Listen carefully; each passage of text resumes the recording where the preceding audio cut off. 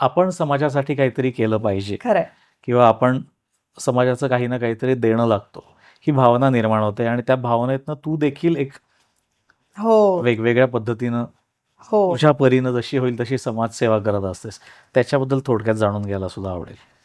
स्वप्नील, मला असं वाटतं आज जर का मी ह्या क्षेत्रात थोडंफार नाव कमावलं असेल तर त्यासाठी हे लोक आहेत, हे माझे लिस्नर्स आहेत, हे माझे श्रोते आहेत, ज्यांनी मला आज मोठं केलंय. सेलिब्रिटीची गप्पा मारून आपण सेलिब्रिटी होतो ही गोष्ट आजकाल मला वाटतं खूप कॉमन झाली आहे. पण जेव्हा तुम्ही एखादं काम करता आणि सोशली जेव्हा तुम्ही लोकांशी कनेक्ट होता ना, तेव्हा तुम्हाला कळते रेडिओची ताकद. बरोबर. तर झालं असं होतं की जेव्हा एकदा मला वाटतं विमेन्स डे होता आणि त्या दिवसासाठी मला काहीतरी करायचं होतं, तर मी असा विचार केला की का नाही ऍसिड अटॅक विक्टिम्स जे आहेत अशा सगळ्या बायकांशी गप्पा माराव्यात आणि त्यांच्याकडनं त्यांचे अनुभव जाणून घ्यावेत. पण मला त्यांना खचलेलं, संपलेल्या असं दाखवायचं नव्हतं. पण आज त्या इतक्या सगळ्या ऍक्सिडेंट्समधनं, इतक्या सगळ्या खडतर प्रवासातनं काय करतायत हे दाखवायचं होतं. आणि त्यावेळेस ना आमचा ऑलरेडी एक लाईव्ह कॉन्सर्ट जो आहे तो विकण्यासाठी म्हणून, कारण रेडिओमध्ये ही गणितं असतात ना की तुम्ही एखादी गोष्ट विकल्यानंतरच तुम्हाला पैसे मिळू शकतात. त्यामुळे एका मोठ्या सिंगरचं लाईव्ह इन कॉन्सर्ट होता अगदी 8 दिवसांवर. आणि त्याच्या आधी मी ठरवलं की मला काही करून या ऍसिड अटॅक विक्टिम्सना इकडे आणायचंय, त्यांची स्टोरीज सांगायची आणि त्यांच्यासोबत मराठी सेलिब्रिटीजना घेऊन एक फॅशन शो करायचा आहे. आता हे जेव्हा ध्येय मी माझ्या बॉसला जाऊन सांगितलं तेव्हा माझा बॉस मला म्हणाला की वेडी आहेस का, ये बेचना है हमको, ये कब बेचेंगे हम, इसको बजेट लगेगा. आणि ऑब्व्हियसली बजेट लागतं ना. तुम्ही जर का एखादं ऑनग्राऊंड इव्हेंट करणं, तुला तर जास्त माहिती आहे, तू एवढे इव्हेंट्स केलेत. नक्कीच. तर म्हणलं नाही मला हे करायचंय. आणि मी तुला सांगते, मी त्या दिवशी अशा वेगवेगळ्या एनजीओजना फोन केला आणि मला फायनली 5 वेगवेगळ्या अशा महिला सापडल्या आणि त्यांच्याशी मी बोलले. त्यांचा प्रवास इतका इन्स्पायरिंग होता की कोणी टेलिफोन कंपनीमध्ये काम करत होतं, कोणी स्वतःचा बिझनेस सांभाळत होतं, कोणी टीचर होतं एवढं सगळं झाल्यानंतर पण. सो मी ह्यांच्या जर्नी जेव्हा ऑन एअर सांगितल्या तेव्हा लोकांचे मला कॉल्स की असं कसं लोक त्यांच्यासोबत करू शकतात, असं कसं त्यांनी केलं.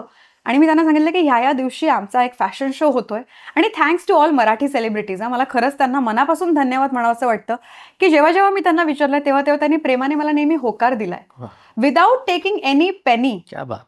एकही पैसा न घेता हे सगळे कलाकार, अभिजित खांडकेकर, सुखदा खांडकेकर, अजिंक्य देव, त्यानंतर आपली ज्युनियर सोनाली कुलकर्णी, असे सौरभ गोखले, हे सगळे कलाकार त्या फॅशन शोला आले आणि त्या ऍसिड अटॅक विक्टिम सोबत आमचा हा शो जो आहे तो अगदी दिमाखात पार पडला. आणि तेव्हा ना मला एका लिस्नरचा कॉल आला होता की मेरी बेटी है, उसको ना पैर नहीं है, तो वो हमेशा रोती है कि मुझ में ये कमी है और ऐसा है. आणि ती हिंदी भाषिक होती. तर ती मला म्हणाली की मुझे इन लड़कियों से जरूर मिलना है. तर मी जेव्हा तो स्टेजवर शो करत होते तेव्हा मी त्यांना बोलून दाखवलं की मुझे ऐसा कॉल आया था. तर ती म्हणाली मैं इधर हूँ.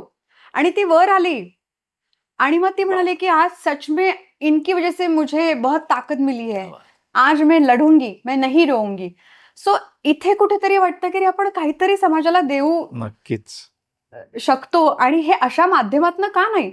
मग त्यानंतर गणवेश सिनेमा आला होता. तर गणवेश सिनेमासाठी म्हणून मी असंच एक सर्वे शोधला. तर त्यात कळलं की अनेक महानगरपालिकेच्या ज्या शाळा आहेत, त्या म्युन्सिपाल्टीच्या ज्या शाळा असतात त्यातल्या मुलांना, विद्यार्थ्यांना गणवेश वेळेत पोहोचतच नाही.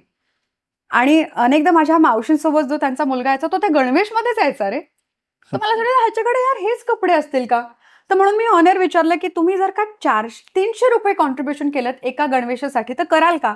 4 लाख निधी, 4.5 लाख निधी जमवला आणि अशा 3 शाळेंमध्ये गणवेश वाटू शकले.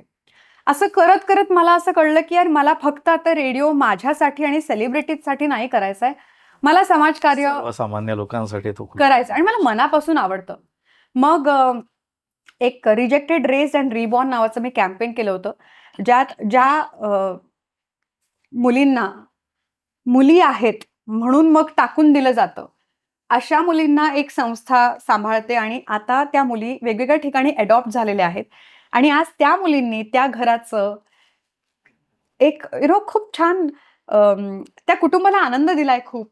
आज त्यांचं करिअर त्यांनी बनवलंय. आज त्या इंडिपेंडेंटली काम करतायत. त्यांची स्वतःची ओळख त्यांनी बनवली. अशा मुलींची जर्नी मी त्यात घेतली होती. आणि तिथून लोकांचे कॉल झाले, की आता आम्हाला मुलगी अडॉप्ट करायची आहे. सो तुम्ही जेव्हा एखादं समाजकार्य हातात घेता, तेव्हा काहीतरी चांगलंच घडतंय ना त्यातनं. बरोबर. मग असं करत आलं आणि आजही आता रिसेंटली मी सौतेली मा म्हणून एक कॅम्पेन केलं. ज्यात मी, कारण आपण सावत्रयांबद्दल नेहमीच सिंड्रेलाची स्टोरी असेल किंवा फिल्म्स असतील, आपण नेहमी निगेटिव्ह ऐकलंय. बरोबर. पण त्यामुळे सगळ्याच सावत्र आया ह्या वाईट नसतात यार. नक्कीच. काही आया खूप मनापासून प्रेम करतात आणि आपल्या मुलांसारखं सांभाळतात. अशा खऱ्या सावत्र आई आणि त्यांच्या मुलींची स्टोरीज कव्हर केली. सो आय फील की यार मला ते इन्स्पिरेशन देतं आणि त्यातनं जर का लोकांना काहीतरी वेगळं ऐकायला मिळतं आणि त्यातनं काहीतरी चांगलं काम होत असेल तर का नाही. मग रेडिओचा मी खरा उपयोग जो आहे तो ह्या गोष्टींसाठीच करायला हवा.